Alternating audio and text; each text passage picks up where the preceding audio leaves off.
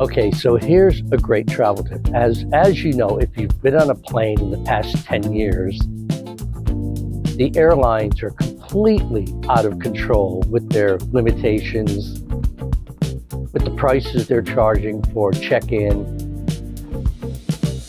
their weight limits, and on and on and on. They're just completely out of control.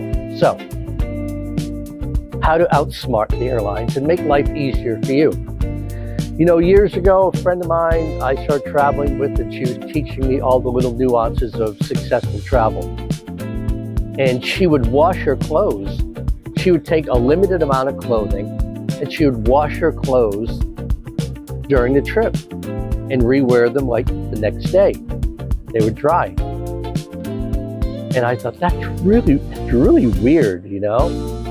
Where I'm used to just being like a clothes horse and packing like just tons of clothes and just wearing different clothes every day.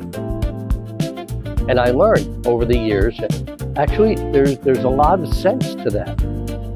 Recently, me and Azanet went on a trip, completely impromptu trip. We were driving down the road to the mall and literally ended up on vacation on a ferry, on a boat with our truck, on an island for 4 days. It was pretty awesome. We had no clothes. We were buying clothes at local touristy shops, just buying these like really cheap clothes, you know, that they'd probably fall apart in a week anyways. And at the end of the trip, it's like our most recently trip down to Sibuan Bowl, we bought clothes, and at the end of the trip, we washed them. We folded them nicely with the shoes and whatever else we had, and we left them donated for the staff. So there's your travel tip. When you go on a vacation, and this is purely destination determined.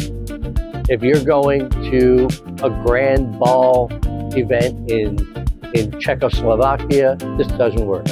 But if you're doing like beachy island hopping type stuff, and you're going to spend 99% of your vacation in a swimsuit, here's what you do. Take your purse or your MERS, and if you have medications, bring a little carry-on bag for your medications. Things that you definitely cannot replace, you have a separate bag for those. No more than like 2 kilos. When you get to your destination, as you're walking around seeing the sights, you pick up, oh, I like that t-shirt, I like these pants, I like these flip-flops. You buy them, you wear them for the day. And if you want, the next day, you buy another outfit. You can go to these islands and you can buy like a shirt and pants, really cheap. And then when you're done, leave them for the staff.